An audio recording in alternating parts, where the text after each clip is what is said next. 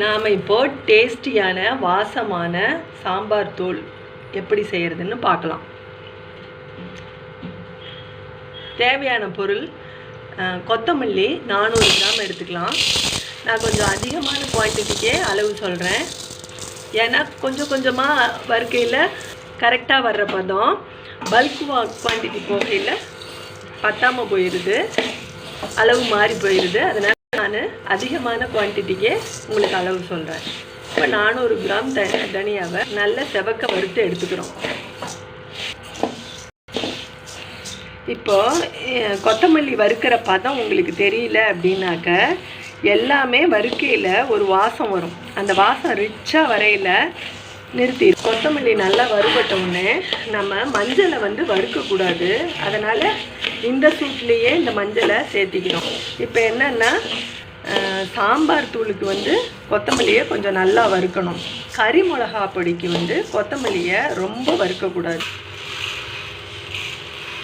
இப்போ இது 100 துவரம் பருப்பு சேர்த்திக்கிறோம்.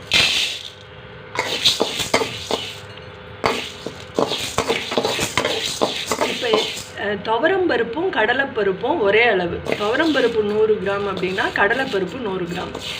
இப்போ இதை நல்லா செவக்க வரும். வாசம் வரையில் இதை எடுத்துடலாம். இப்போ கடலைப்பருப்பு 100 கிராம்,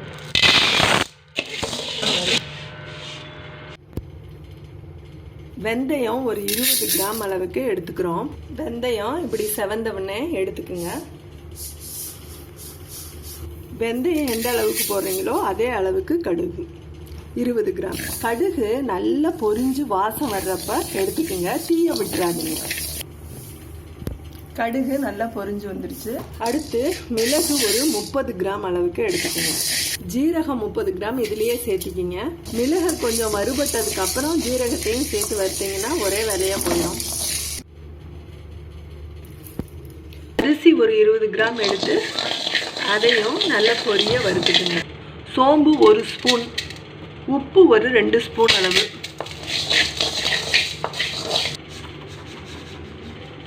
உளுந்து ஒரு 2 ஸ்பூன். இப்போது பெருங்காயம். இப்போ பெருங்காயம் இத்தனையும் நான் போட போகிறதில்ல. இந்த பெருங்காயம் தூள் பெருங்காயம் யூஸ் பண்ணாதீங்க.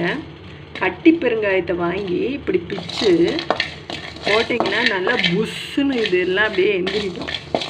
இதுக்கப்புறம் மறுபடியும் இதை கொஞ்சம் பிக்க முடிஞ்சால் பிச்சு கொஞ்சம் நேரம் வெயிலில் வச்சுட்டு அதுக்கப்புறம் இதை அரைச்சி ஒரு 2 ஸ்பூன் மட்டும் இந்த இதில் சேர்த்திக்கிங்க. இல்லாட்டி இதில் இந்த அளவுக்கு ஒரு கட்டி மட்டும் போட்டால் போதுமானது.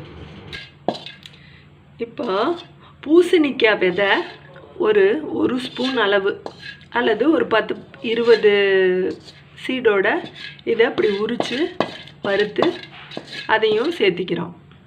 குழம்புக்கு வாசனை பொடி அப்படிங்கிறாங்களா, அது இதுதான். ரொம்பவும் சுவையாக இருக்கும்.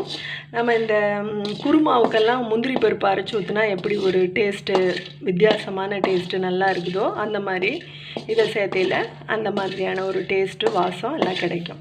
கருவேப்பிலை ஒரு 3 கொத்து வறுத்து அதையும் இதோடு சேர்த்திக்கிங்க. இப்போது இதுக்கு தேவையான மிளகா 600 to 650 கிராம் மிளகா எடுத்துக்குங்க. சாம்பார் மிளகா கடையில் கிடைக்கும். மிளகா வறுக்கையில் மட்டும் கொஞ்சோண்டு எண்ணெய் சேர்த்திக்கணும். ஏன் எண்ணெய் ஊற்றுறோம் அப்படின்னாக்க, வறுப்பாக மிளகாயை வறுத்தோம்னா புகைச்சலுக்கு எடுத்து ரொம்ப காட்டடிச்சு வீட்டில் இருக்கவங்கலாம் அலறிடுவாங்க. அதுக்காக தான் எண்ணெய் ஊற்றுறது, வேறு எதுக்காகவும் இல்லை. இன்னொரு விஷயம், சாம்பார் தூளுக்கு தேவையான அத்தனையும் வறுத்து முடித்ததுக்கப்புறம் கடைசியாக மிளகாயை வறுத்துக்குங்க. இப்போ இது எல்லாத்தையும் சேர்த்து வெயிலில் ஒரு மணி நேரம் நல்ல வெயிலில் காய வச்சு மெஷினில் கொடுத்து அரைச்சிக்குங்க. நம்மளோட சாம்பார் தூள் ரெடி ஆயிடுச்சு. நல்ல வாசனையாக இருக்குது. கல்யாண வீட்டு சாம்பார் வாசம் அடிக்குது.